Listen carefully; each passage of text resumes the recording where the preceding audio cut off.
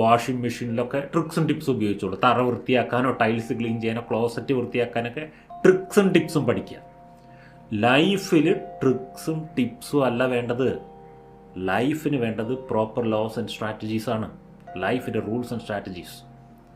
ലൈഫിന് വേണ്ടത് പ്രിൻസിപ്പിൾസാണ്, ട്രിക്സും ടിപ്സും അല്ല.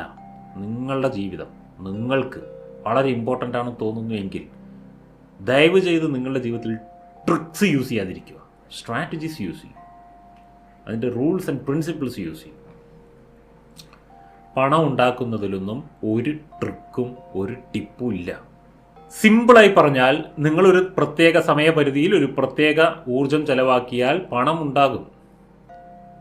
എന്നാൽ നിങ്ങളുടെ ഏത് അവയവം ഉപയോഗിച്ച് പണം ഉണ്ടാക്കുന്നോ അതിനനുസരിച്ച് പണം കൂടുതലുണ്ടാവും. പണം ഏറ്റവും കൂടുതൽ ഉണ്ടാക്കി തരുന്ന അവയവം തലച്ചോറാണ്.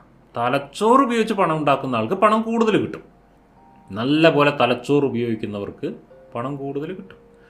ആ പണമല്ല കൈക്കോട്ടെടുത്ത് കളിക്കുന്നവന് കിട്ടുന്നത്. കാരണം കയ്യും കാലും ഉപയോഗിക്കുന്നുള്ളൂ, ബുദ്ധി ഉപയോഗിക്കേണ്ട. ഏറ്റവും കോസ്റ്റ്ലി ഓർഗൻ തലച്ചോറാണ്.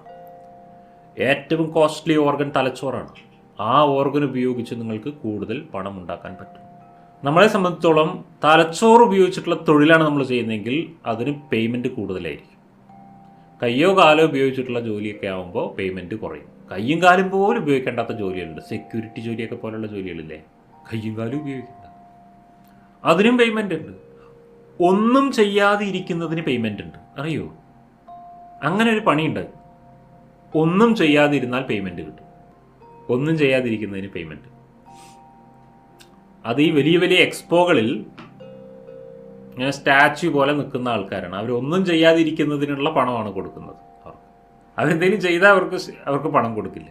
അവരോട് ഇങ്ങനെ നിൽക്കാൻ പറഞ്ഞാൽ അവരിങ്ങനെ തന്നെ നിൽക്കണം. ചിരിക്കാൻ പോലും പാടില്ല. ഒന്നും ചെയ്യാതെ 1 മണിക്കൂർ 2 മണിക്കൂറൊക്കെ നിൽക്കുക സ്റ്റാച്യു പോലെ. അപ്പോൾ അങ്ങനെയും പണം ഉണ്ടാക്കാം നമുക്ക്.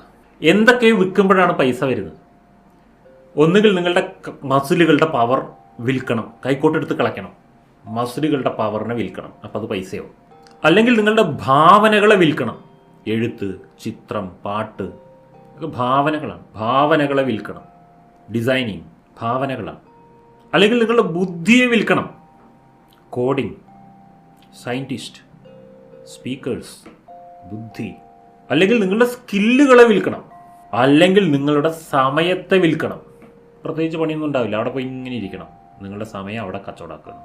അങ്ങനെ നമ്മളുടെ കയ്യിലുള്ള നമുക്ക് വളരെ വാല്യുബിൾ ആയിട്ടുള്ള എന്തിനൊക്കെയോ കൊണ്ട് വിറ്റിട്ട് പൈസ ആക്കിയിട്ട് വരികയാണ്.